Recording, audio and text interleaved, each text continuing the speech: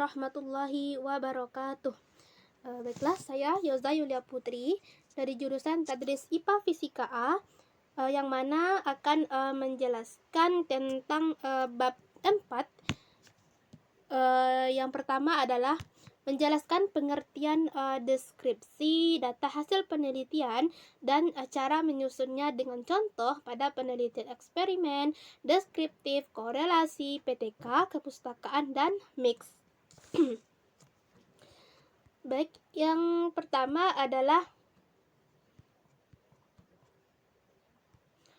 di sini ada pengertiannya bahwasanya sub utama yaitu tentang informasi faktual dengan data sebagai kenyataan murni. Nah, adanya gambaran data yang digunakan dalam suatu penelitian. Nah, peneliti ada gambaran, ada responden, dan juga ada sampelnya. Nah, berikut lagi tentang cara menyusun dengan contoh. Yang pertama yaitu tentang eksperimen. Nah, seperti di dalam suatu contoh skripsi yang dimana tempatnya berada di SMPN 2 Aceh Barat, waktunya pada tanggal 2 Februari 2017, dan populasinya adalah seluruh siswa kelas 7 dan sampelnya adalah siswa kelas 8A. Nah, tujuannya adalah untuk meningkatkan hasil belajar siswa pada materi tekanan pada zat cair. Kemudian ada pengukuran, yaitu menggunakan tes soal dan tabel daftar bila siswa, post-test, dan pre-test. Kemudian yang kedua adalah deskriptif. Di dalam deskriptif terbagi menjadi dua, yaitu deskriptif kualitatif dan deskriptif kuantitatif. Yang dimana dari deskriptif kualitatif proses menggunakan metode kuesioner yang dilakukan oleh penulis. Nah, sampelnya adalah peserta didik dengan data dari kesulitan yang ada di fisika tersebut. Nah, dari kualitatif menggunakan teknik angket dengan sampel 27 orang dengan item 17 siswa dengan memberikan bobot nilai dan mendeskripsikan data hasil yang diteliti. Selanjutnya adalah korelasi. Nah, adapun korelasi ini dengan tujuan mengetahui hubungan penggunaan pembelajaran daring terhadap minat belajar fisika peserta didik SMA Negeri 15 Wajo. Yang kedua, analisis statistik deskriptif, analisis inferensial, dan pembahasan. Nah, di PTK itu ada deskripsi lokasi penelitian. Yang pertama adalah sejarah umum berdiri, visi misi, data pendidik dan peserta didik, struktur organisasinya, sarana dan prasarana, denalokasi. Dengan tujuan adalah penelitian terhadap sekolah. Nah, deskripsi dari data hasil penelitiannya menggunakan kondisi awal dengan pelaksanaan siklus 1. Nah, lanjut yaitu tentang kepustakaan. Dari ini diperoleh dengan mengumpulkan data dari penelitian yang terdahulu yang relevan. Kemudian dengan tujuan menganalisis model pembelajaran problem based learning dengan hal yang dikaji adalah karakteristik dan sintak dengan hasil pengkajian dan peneliti. Selanjutnya adalah mix. Nah, di dalam mix ini yang pertama adalah mix sekuensial dengan 2 tahap pengambilan data, yaitu dengan kuantitatif dan kualitatif. Dengan IQ-nya, IPK, datanya dari wawancara, kemudian ada respons, yaitu dengan EQ yang tinggi, IPK rendah, dan EQ rendah dengan IPK tinggi terus 3 orang, dan EQ tinggi dan IPK rendah dan terdapat 2 orang. Sementara mix konsuren yaitu tentang deskripsi hasil penelitian menggunakan kuantitatif dan kualitatif.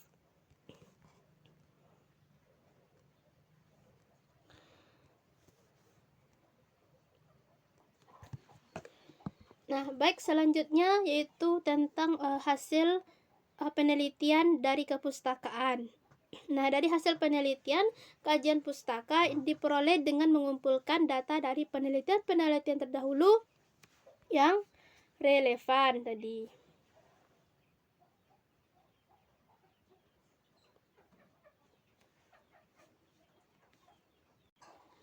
Nah, baik selanjutnya adalah menjelaskan hasil penelitian untuk setiap tahap pada model-model penelitian R dan D. Nah, di sini menggunakan skripsi yang ditulis oleh Muhammad Zulfar, yaitu pengembangan media pembelajaran fisika berbasis Android menggunakan Adobe Aero for Android pada pokok bahasan usaha dan energi untuk siswa SMA MA Tadris Fisika FTK UIN Sultan Taha Syarifuddin Jambi. Nah, di sini di mana hasil penelitian yaitu hasil pengembangan yang berupa yang pertama rancangannya. Nah, dari rancangan ini dia menggunakan aplikasi Android untuk usaha dan energi dengan penilaian isi yaitu ahli materi dan ahli media dan juga dilakukan dengan penilaian dari guru. Nah, adapun Adobe Air for Android ini akan dianalisis dan didesain. Nah, desainnya ini menggunakan sketsa, halaman awal, login, halaman menu utama, KD dan tujuan, halaman materi, latihan, animasi, profil, dan halaman petunjuk. Nah, adapun developmentnya adalah instrumen penilaian dan adanya validasi kelayakan produk yang akan divalidasi oleh ahli media dan ahli materi. Nah, dari kualitas dari produk ini itu diambil dari angket dan hasil data. Nah, untuk pembahasannya yaitu dengan tujuan ini dilakukan oleh siswa secara mandiri dengan keunggulan disertai dengan gambar dan animasi. Dan adapun hasil akhir dari setelah divalidasi maka aplikasi ini layak untuk digunakan.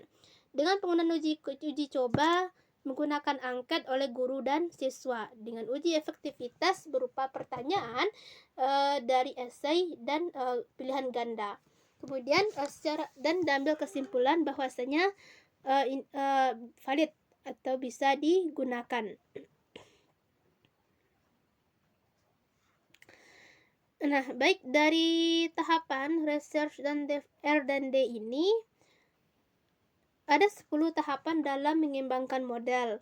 Yang pertama adalah research and information collecting, planning, develop, preliminary form of product, preliminary field testing, main product revision, main field testing, operational product revisions, dan operational field testing, dan final product revision. Kemudian ada dissemination and implementation. Nah, juga ada untuk validasi model, yaitu menurut Sudarwan mengatakan suatu model dikatakan valid jika hasil model dapat diterima oleh para pengguna dan mampu menjelaskan aktualitas implementasi. Nah, dari tahapan validasi merupakan tahap akhir dari penyusunan model. Sebelum dilakukan validasi model, perlu adanya verifikasi model. Nah, verifikasi merupakan proses pembuktian bahwa yang diyakini itu benar. Dengan melakukan verifikasi adalah mengecek penerjemahan model simulasi konseptual ke dalam program kerja. Nah, baik selanjutnya memperjelas analisis data hasil penelitian pada penelitian eksperimen PTK, deskriptif, mix, dan korelasi dengan contoh. Baik, yang pertama adalah penelitian eksperimen. Nah, di dalam penelitian eksperimen, di dalam suatu skripsi adanya analisis hasil belajar, menghitung G batas luar daerah, dan juga ada uji normalitas dan analisis respon siswa dan data aktivitas guru dan siswa. Kemudian selanjutnya adalah PTK. Nah, di dalam PTK ini ada deskripsi lokal penelitian. Nah, ini secara umum berdirinya SDN 1 Sumber Agung pada tahun 1960 di Desa Sumber Agung. Nah, visi misi SDN 1 Sumber Agung ini dengan visi sekolah adalah cerdas, cakap, dan berkarakter. Nah, misi sekolahnya ada 7 item. Adapun data pendidik dan peserta didik dengan jumlah pendidik adalah 14 orang, 5 laki-laki dan 9 perempuan. Nah, peserta didik dengan perempuan 102 dan laki-laki 83 orang. Juga ada struktur organisasi, sarana dan prasarana semuanya baik dengan dan juga ada dana lokasi. Dari deskripsi data hasil penelitiannya itu ada yang pertama ada namanya kondisi awal, kemudian ada pelaksanaan siklus 1. Nah, di dalam pelaksanaan siklus 1 ini ada tahap perencanaan, pelaksanaan tindakan yaitu yang dilakukan dari pertemuan 1 hingga 3, awal, inti, dan akhir. Kemudian dari hasil observasi siklus 1 juga ada di pertemuan 1 dengan nilai 2,19 dan yang kedua 2,33 dan yang ketiga 2,50. Maka diperoleh refleksi dengan data akhir. Nah, pada pelaksanaan siklus 2 yaitu perencanaan yaitu STAR-nya. Nah, pelaksanaan tindakan yaitu yang dilaksanakan dari pertemuan 1 hingga 3 dengan hasil pada pertemuan ke-1 nilainya 3,10. Nah, kedua 2,98 dan yang ketiga adalah 2,50 dan diperolehlah refleksi atau data akhir. Selanjutnya adalah deskriptif. Nah, deskriptif ini terbagi lagi menjadi dua, itu kualitatif dan kuantitatif. Nah, untuk kualitatif dari hasil respon peserta didik itu kuesioner sebanyak 20 peserta dengan tabel dan wawancara sebanyak 10 subjek. Nah, diperoleh hasil bahwa adanya kurang matematika, sulit dalam persamaan fisika, dan sulit mengemukakan pendapat karena takut sulit menyimpulkan materi. Nah, adapun dari kuantitatif yaitu adanya pengaruh gadget yang berupa sebaran data. Nah, sebanyak angka ini, kemudian ada distribusi frekuensi dengan H sama dengan 36 dan L-nya adalah 24. Nah, K-nya 6, I-nya 2. Dan diperoleh min-nya adalah 27,98 dengan SDX adalah 6,9064. Kemudian juga dari pembelajaran daring yaitu dengan sebaran data dengan distribusi frekuensi hanya adalah 28, L-nya 19 dan R-nya adalah 10. Sementara K dan I adalah 6 dan 2.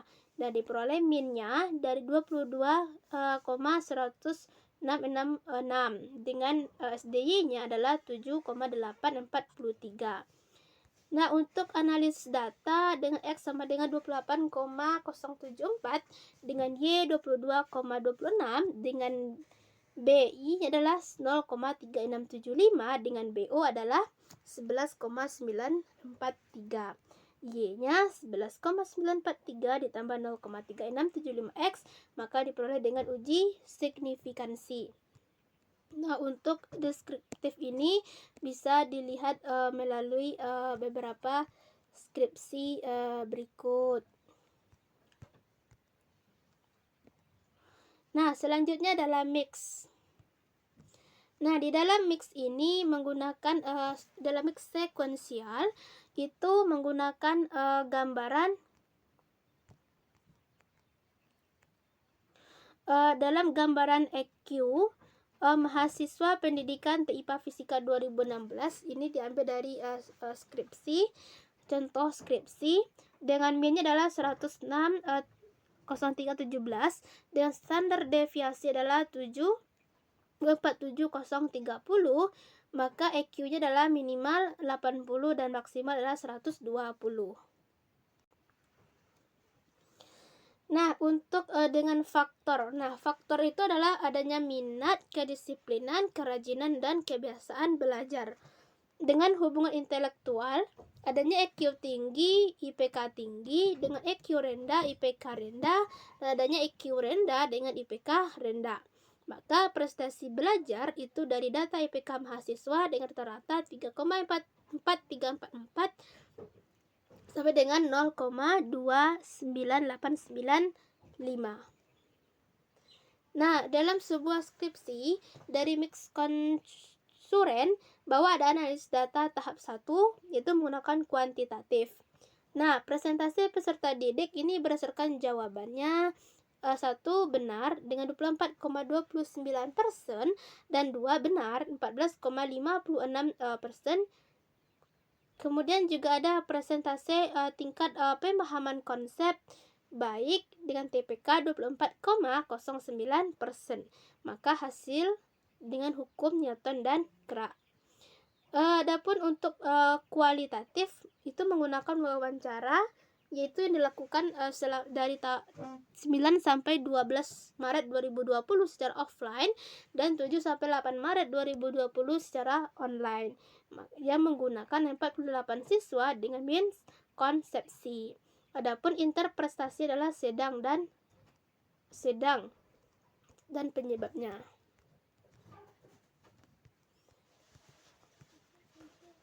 Ini adalah skripsi yang digunakan untuk dari penelitian pendidikan ini. Nah, selanjutnya adalah kepustakaan. Nah, untuk kepustakaan sendiri itu menggunakan penerapan model problem basis learning untuk meningkatkan kemampuan berpikir kritis siswa SMP oleh Setioni. Nah, yang pertama adalah soal 1 dengan post test, yaitu dengan kelas eksperimen dan kontrol. Kemudian ada pretest dengan kontrol dan juga eksperimen sebanyak 47,7 tinggi. Dan hasilnya GIP meningkatkan kemampuan berpikir kritis.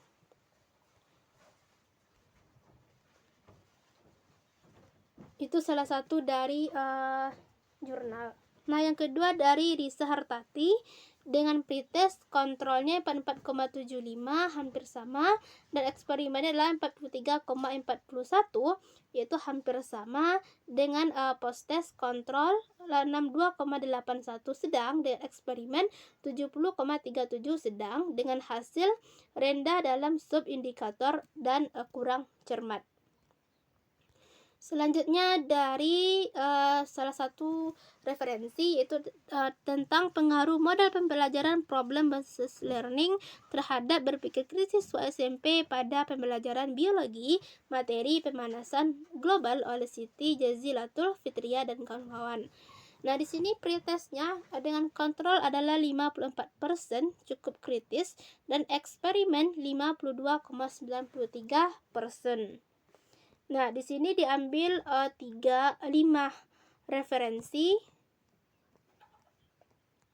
Nah, di sini dan inilah yang akan dibandingkan hasilnya dalam menganalisis data hasil penelitian tersebut. Jadi dianalisislah data dari kelima referensi tersebut. Kemudian selanjutnya adalah korelasi.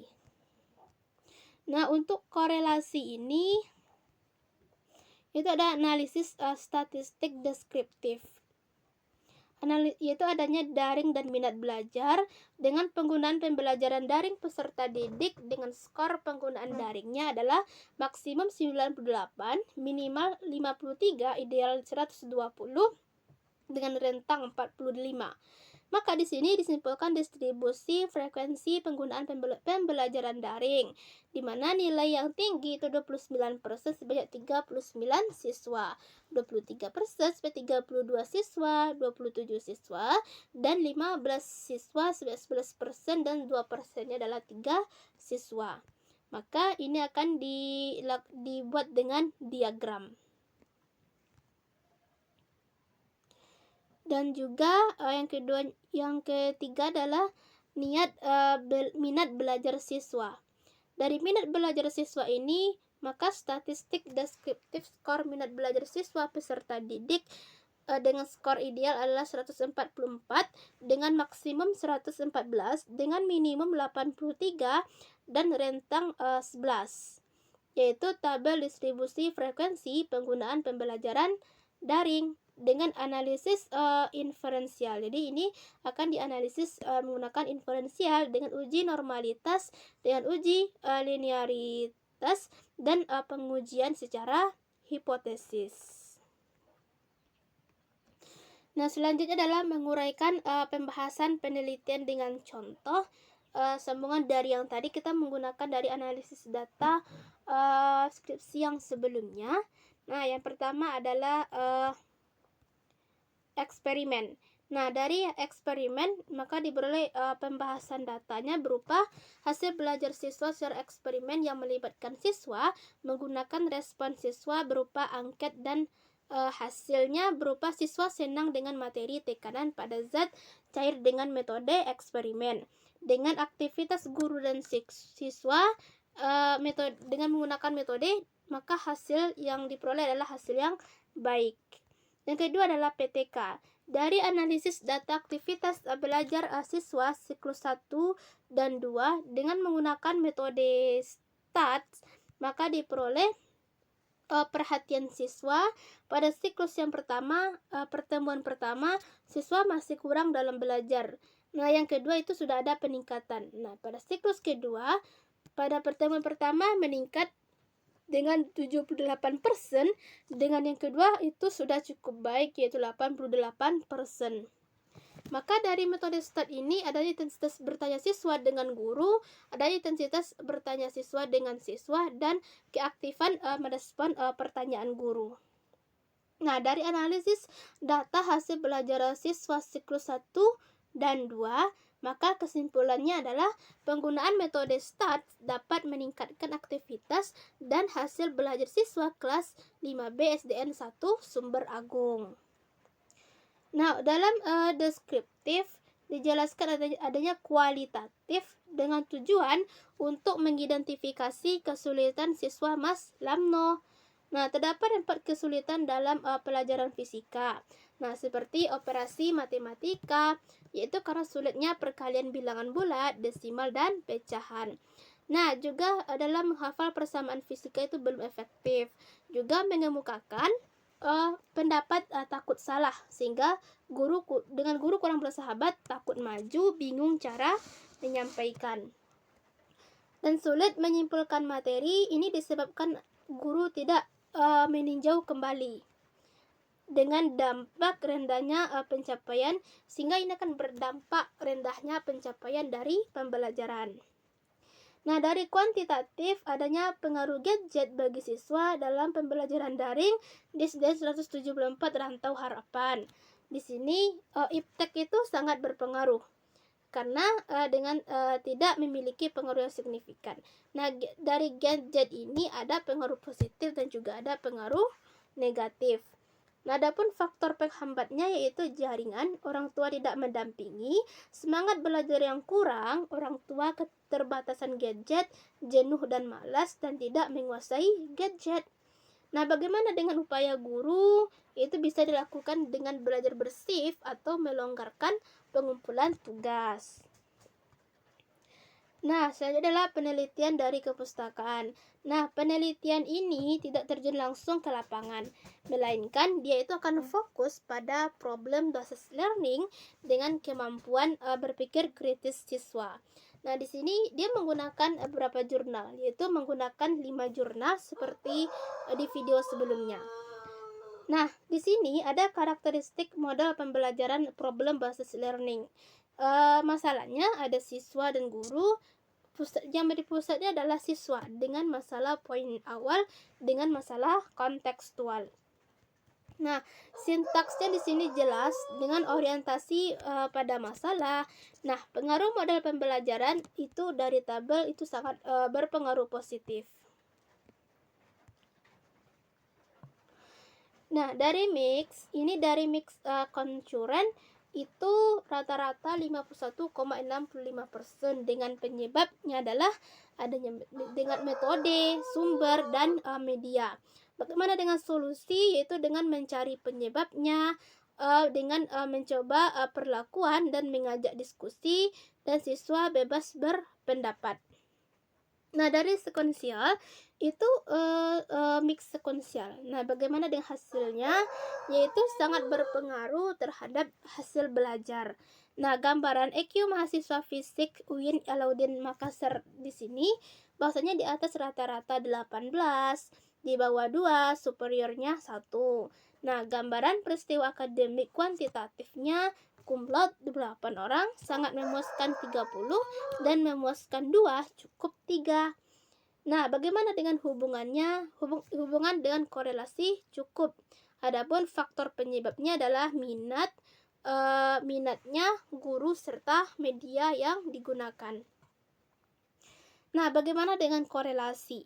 Nah, dari hasilnya dalam penelitian korelasi di sebuah skripsi menunjukkan bahwa dari 136 peserta didik demand 15 wajo, tingkat minat belajar fisika yang memiliki rentang 91 sampai 98 sebanyak 61 peserta didik, dan 99 sampai 106 56 peserta didik, dan 83 sampai 90 14 peserta didik, dan 107 sampai 114 5 peserta didik.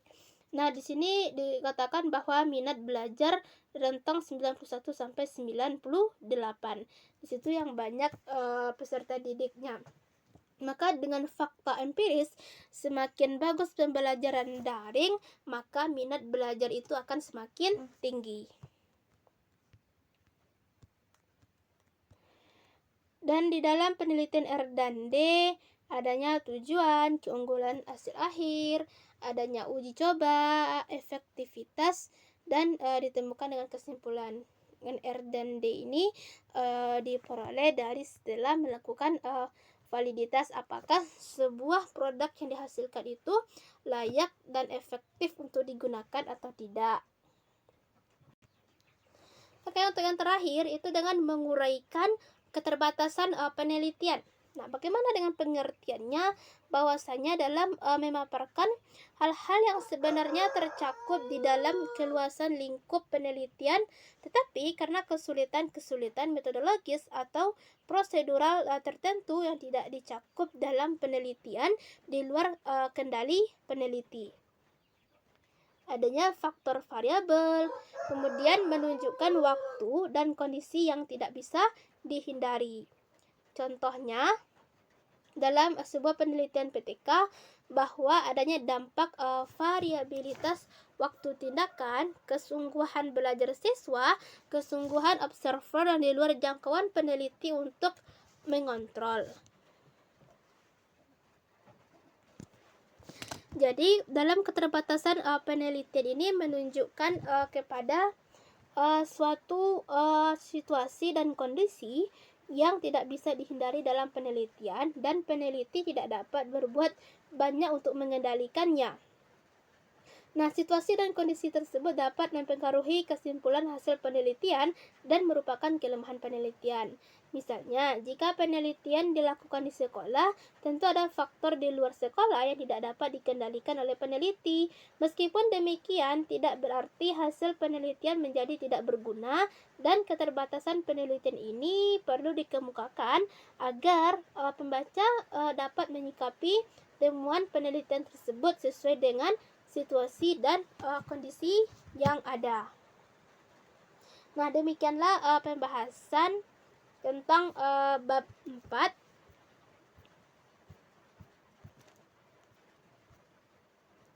Ya, demikianlah pembahasan dari bab 4 ini. Mohon maaf jika saya ada kesalahan dan kekurangan dalam penyampaian. Wassalamualaikum warahmatullahi wabarakatuh.